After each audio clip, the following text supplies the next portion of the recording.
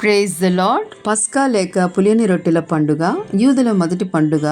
వసంతకాలమున పగలు రాత్రియు సమానముగా ఉండు దినమునకు తరువాత మొదటి అమావాస్యతో యూదుల మొదటి సంవత్సరం ఆరంభిస్తారు.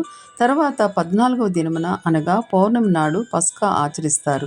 నిర్గమ 12:12. దేవుడు ఇజ్రాయేలీలోని ప్రథమ కుమారులను చంపక గొర్రెల రక్తము పుయ్యబడిన ద్వారములను దాటిపోవుటచే దీనికి ఆ పేరు వచ్చింది.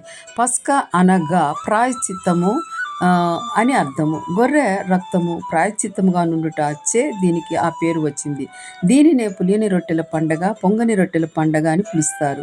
గొర్రె లోపము లేనిదై మొగదై ఉండాలి. ఆ రాత్రే మాంసము కాల్చి తినాలి, ఏమీ మిగల్చకూడదు. పస్కా మొదటి నెల 14వ దినమున జరుగును. 15వ దినమున పొంగని రొట్టెల పండుగ ఆరంభించి 7 దినములు ఆచరించుదురు. సున్నతి చేసుకున్న వారు మాత్రమే ఆచరించాలి. హిజ్కియా కాలమున, యెషయారాజు కాలమున, చెరపెమ్మట ఎజ్రా కాలమున ఎంతో ఘనంగా జరిగించారు.